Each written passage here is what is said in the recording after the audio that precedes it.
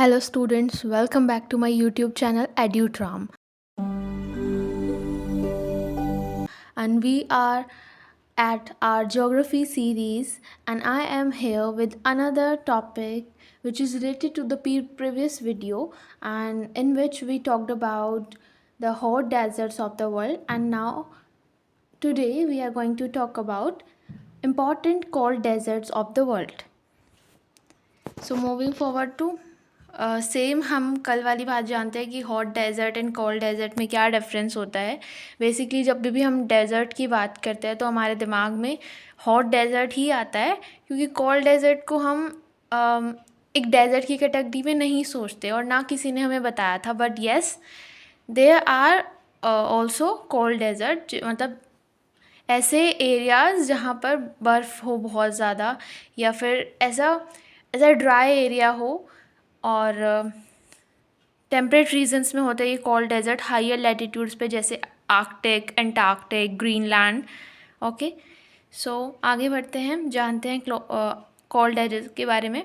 तो cold desert के बारे में और डीपली जानने के लिए अब हम देखते हैं कि और क्या क्या इसकी फीचर्स होते हैं, क्या क्या विशेषताएं होती हैं इसकी. So cold desert higher latitudes पे पाए जाते हैं. ट्रॉपिकल एंड सब ट्रॉपिकल क्लाइमेटिक कंडीशंस से अलग जो बाकी डेजर्ट होते हैं वो ट्रॉपिकल एंड सब ट्रॉपिकल क्लाइमेट्स में होते हैं, लेकिन जो कोल्ड डेजर्ट होते हैं वो टेम्परेट रीजन्स में पाए जाते हैं, हाई एलिवेशन यानी बहुत ऊंचाई पर, प्लेट्यूस जो होते हैं वहाँ पर, या फिर माउंटेनस एरियाज जो होते हैं वहाँ पर. और ये पोलर रीजन होते हैं. बेसिकली आप देख सकते हो एंटार्कटिक की बात की गई है या आर्कटिक की बात की गई, तो ये पोलर रीजन है. यहाँ पर जैसे आर्कटिक नॉर्थ पोल के पास है एंड अंटार्कटिक तो उसमें ही साउथ पोल है.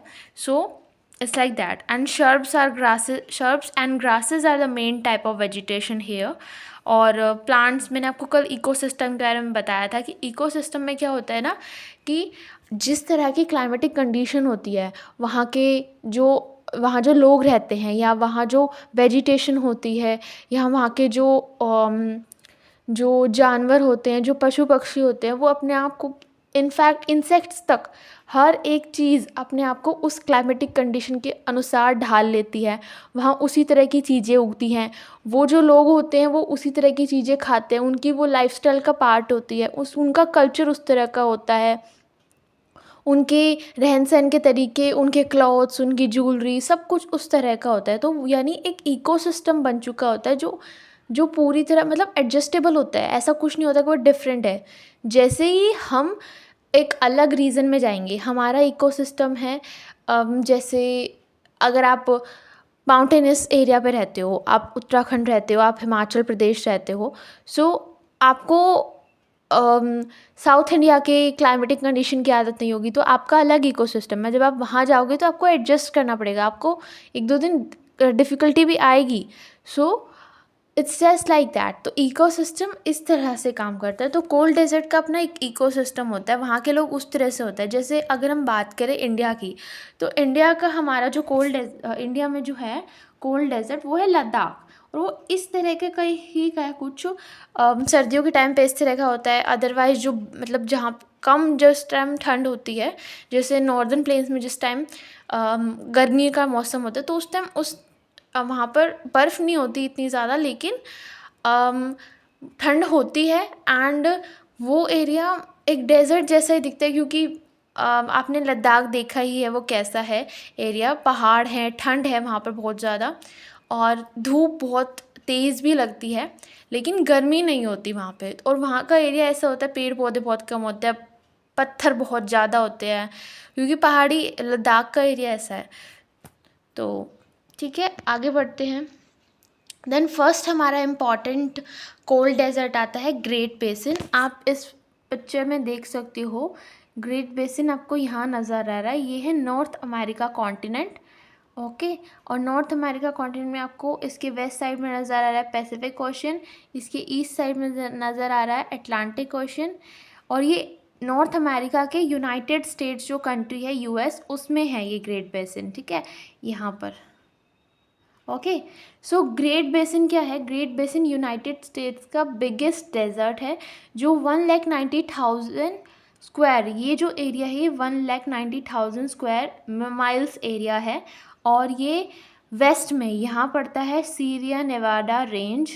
मैंने आपको रेंजेस में बताया था कि यहाँ पर जैसे हमने पूरे वर्ल्ड की जब रेंजेस देखी थी तो यहाँ पर सीरिया नेवाडा रेंज थी।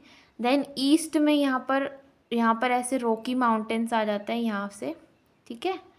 और उसके बाद नॉर्थ में यहाँ पर कोलंबिया प्लेट्यू आ जाता है और इसके साउथ में मोजावे एंड सोनोरन डेजर्ट आ जाते हैं, वो छोटे डेजर्ट्स हैं, ठीक है। हम बात कर रहे हैं यूनाइटेड स्टेट्स के बिगेस्ट डेजर्ट की।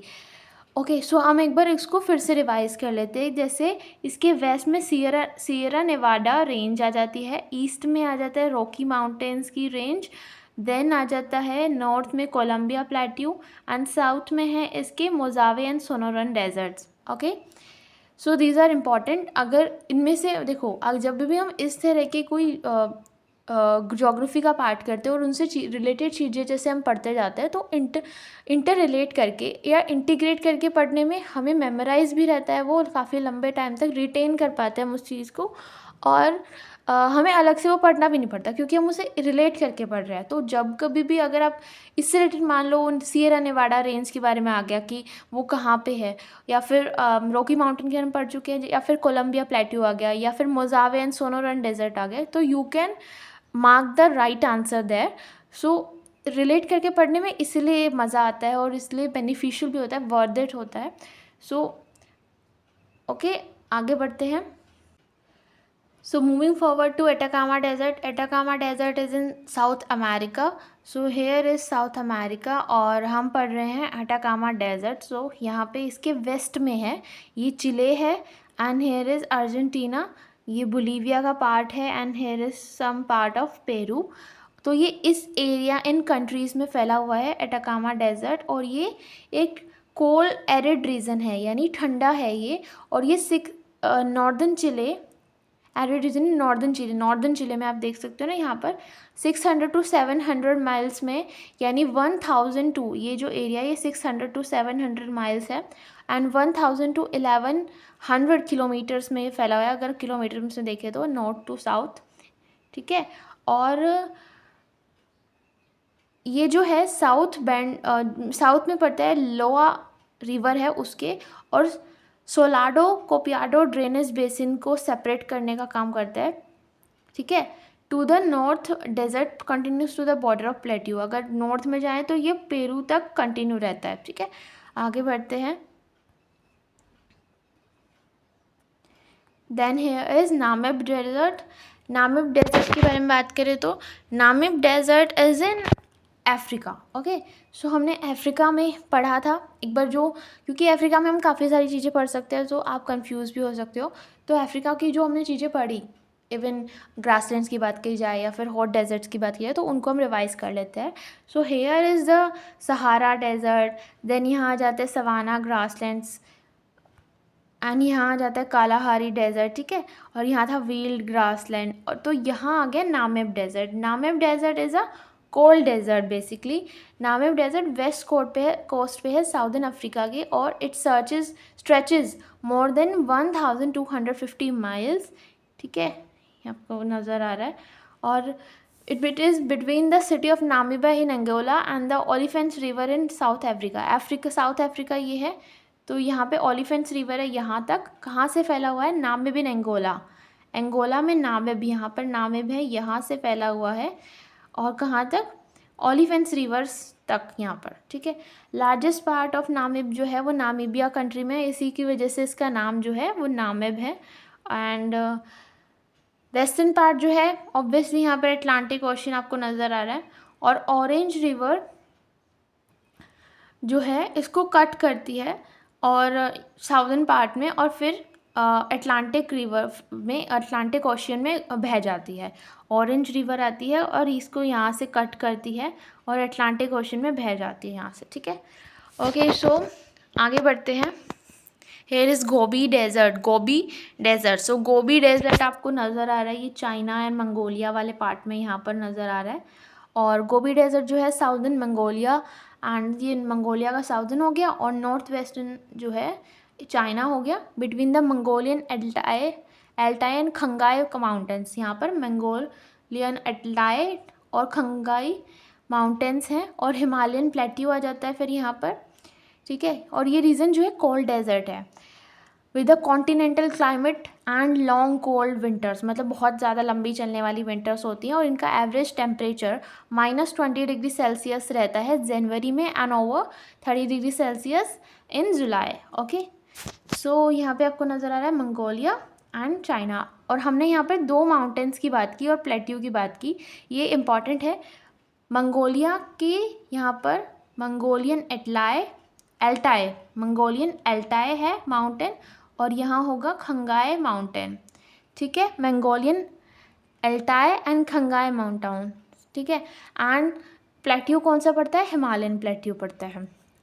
एवरेज टेम्परेचर तो इतना नहीं पूछा जाता है, बट बेसिकली पूछा जाता है लोकेशन क्या है और क्या किन किन और जोग्राफिकल जैसे जगह जो है, या फिर कुछ और चीज़ भी हो सकती है, जैसे कोई लेक हो गई या फिर रिवर हो गई, तो उन चीज़ों से रिलेटेड ही हम यहाँ पे बात करेंगे, ठीक है।